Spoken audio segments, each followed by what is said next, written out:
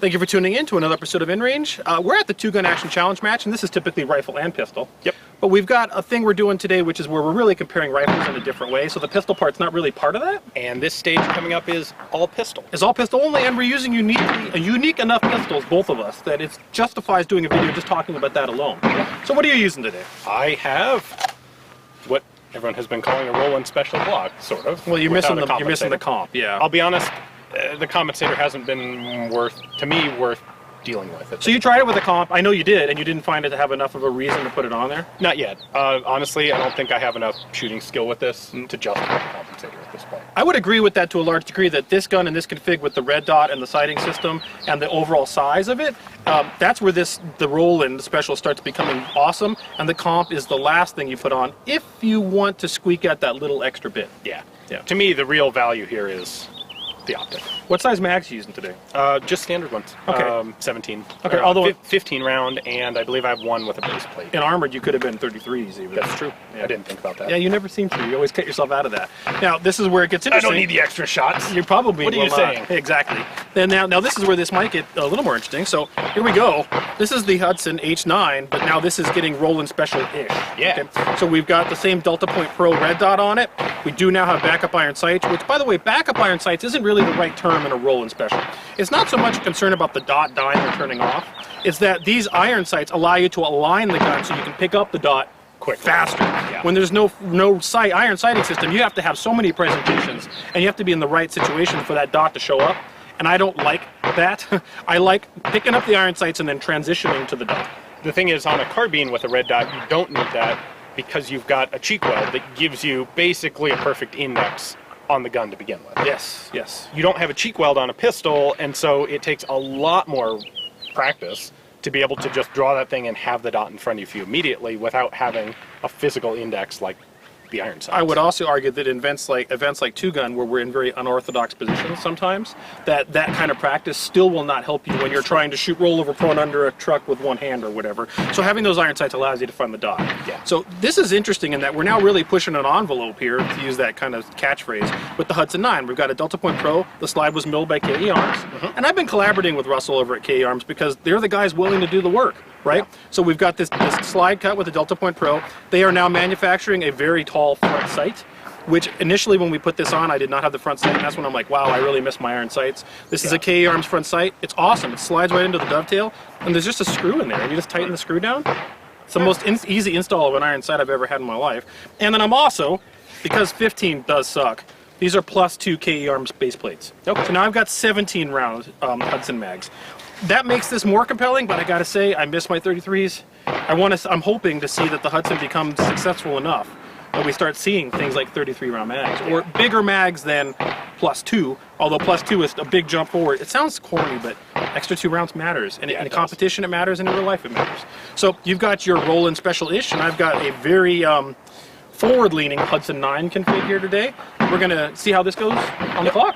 Honestly, the only reason I'm not using that is because I don't have a holster for a red dot Hudson 9 left-handed yet. That's true. So that's true. It's true. I'm planning on getting my own, and when I do, it's going to be one of the aluminum framed. Yep. So in full disclosure, this is really kind of a T&E thing because I did pay for the Delta Point Pro, but the work and the sight and the +2 PA plates were all donated by KE Arms.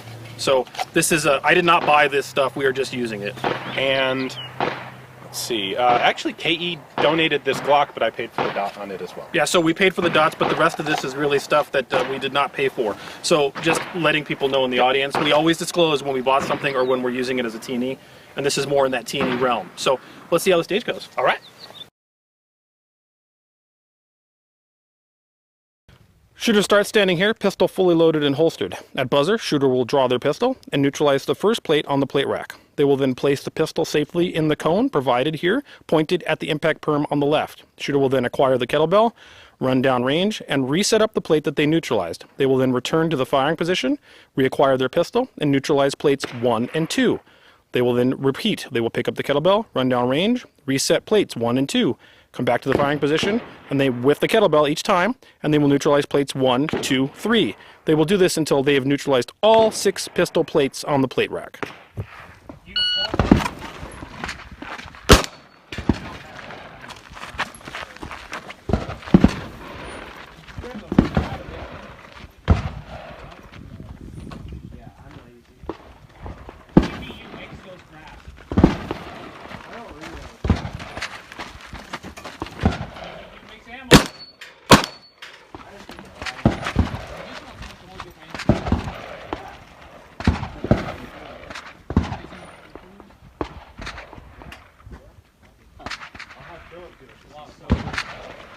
Wow, this is a giant pain in the ass. Who designed this stage? Alright.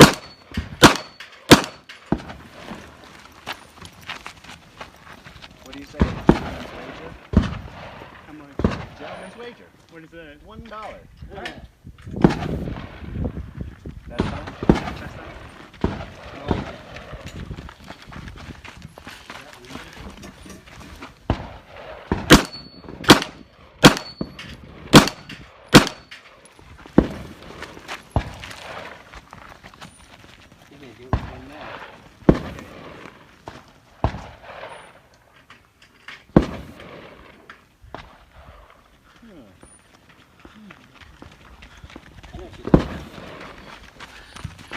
You gave me the idea. Yeah. Why not? It's a wager. Even I know, I can't, you know, there's a bet. If there wasn't a bet on the line, Let's see if he I'm does not a gonna tell you proactive my reload. Alright, that's fine. I'll win it the regular way. There it is.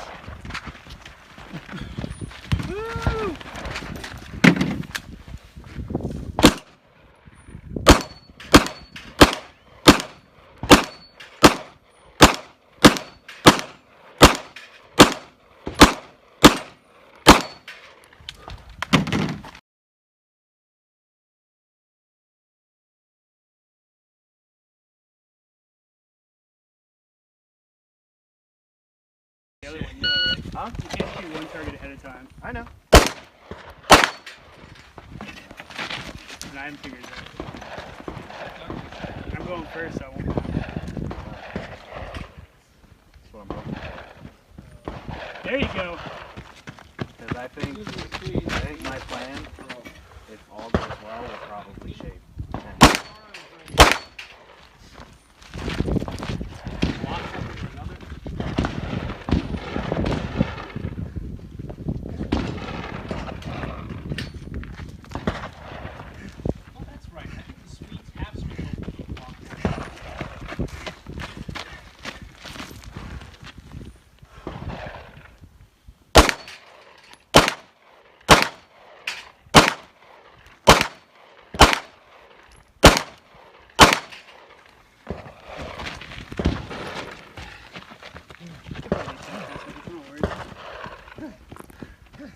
So you're really great at pistol.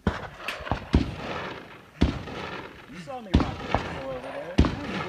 Like, I wish I could have done more. I should have just skipped all the raffle targets. I know, me too.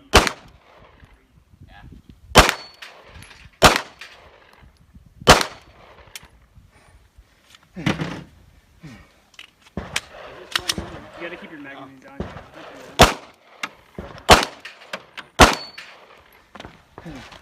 Are we skipping the center one? You can do whatever you want. Gonna have to shoot it eventually. It's hard to tell. Oh, you have to shoot them in order? I guess as long as you keep our numbers. I think I just want to die. Not yet. Stage is over.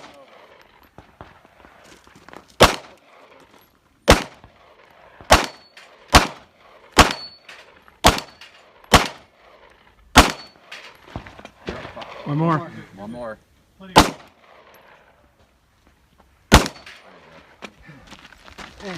Last trip.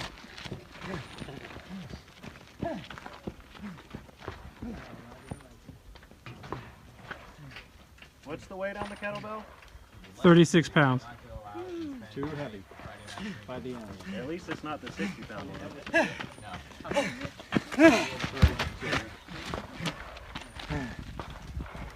Or you wind up where last night.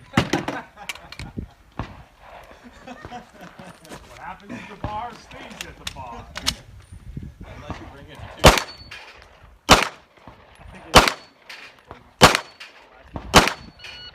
Oh. What do you think? I kind of want to die. Death is always an answer.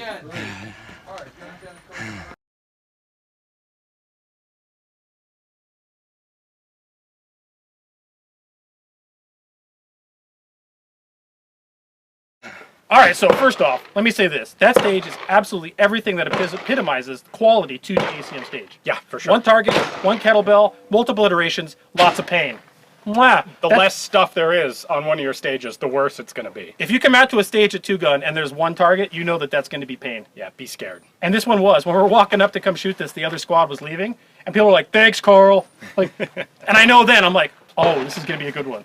And because, I mean, that's the goal. One of the reasons, one of the things that's quintessentially different, it could be that you could do this at 3-gun or cowboy or any match, but one of the things that is quintessentially different about what we do here is we absolutely want to ramp up the physicality along with the shooting and marksmanship challenges. Right. It's not one or the other.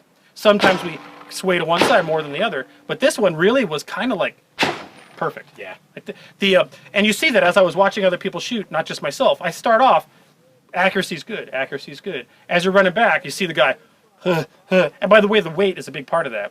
And then by the last couple iterations, all of a sudden this one shot, one hit thing is gone, and it starts becoming like, because Exactly.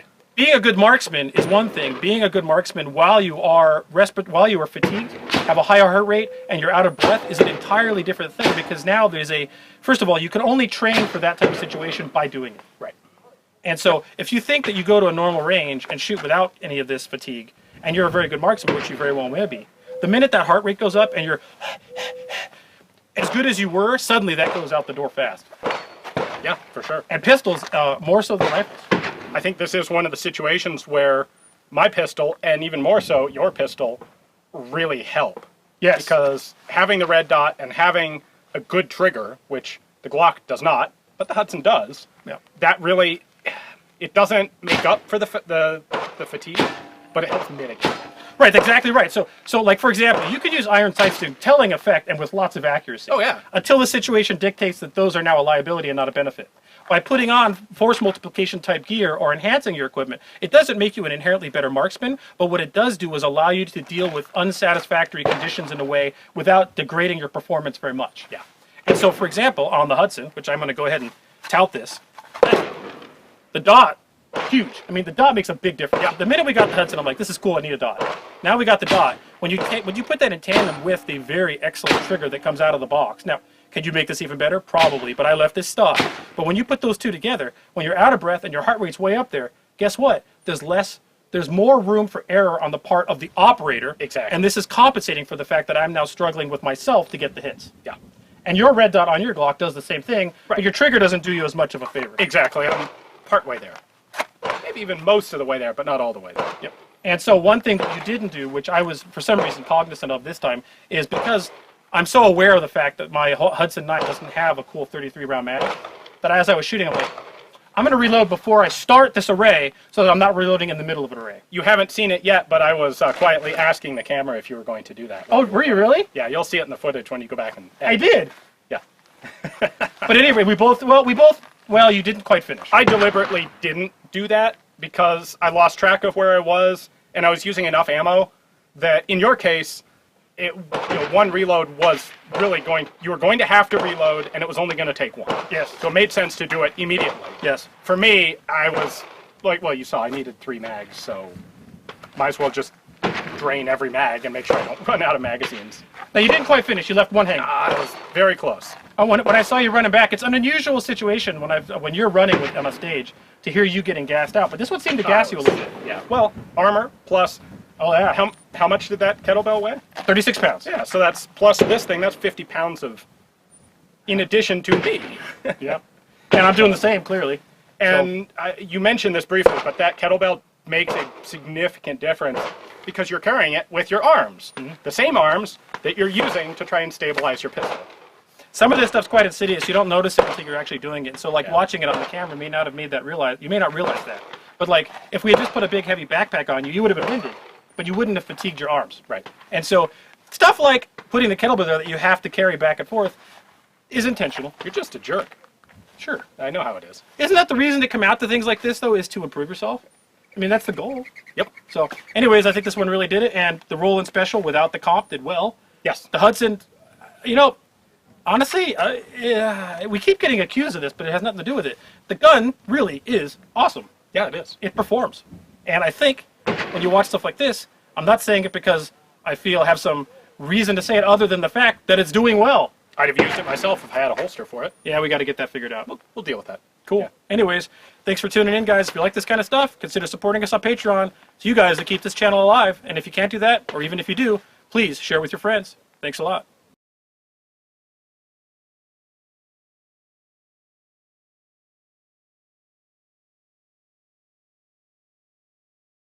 One target ahead of time. I know.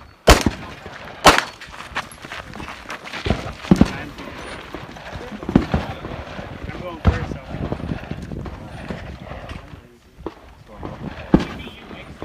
There you go.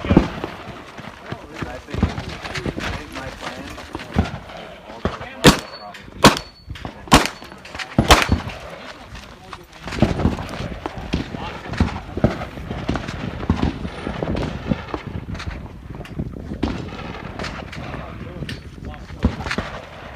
Wow, this is a giant pain in the ass. Who designed this stage?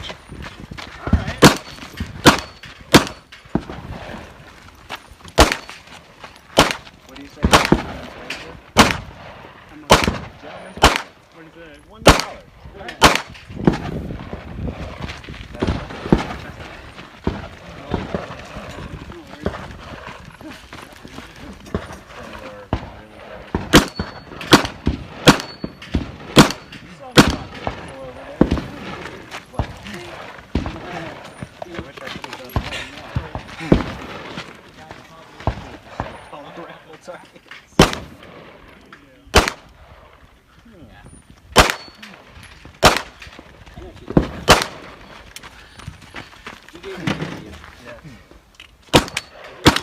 Gotta keep your magazine on. It's a wager. Even I know, I can't. You know, it was a bet. If there wasn't a bet on the line, See if he doesn't proactively though. You're gonna have to shoot it eventually.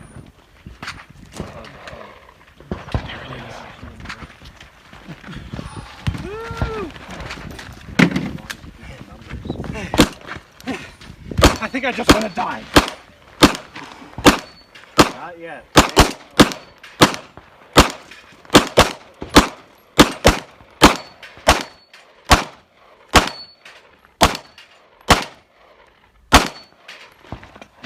One more. One more.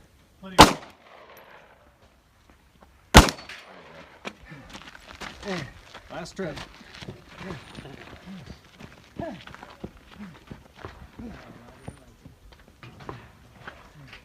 What's the weight on the kettlebell? 36 pounds. Too heavy.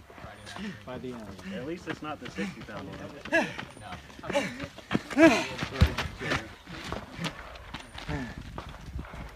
Where you went at work last night. What happens at the bar stays at the bar. Unless you bring it to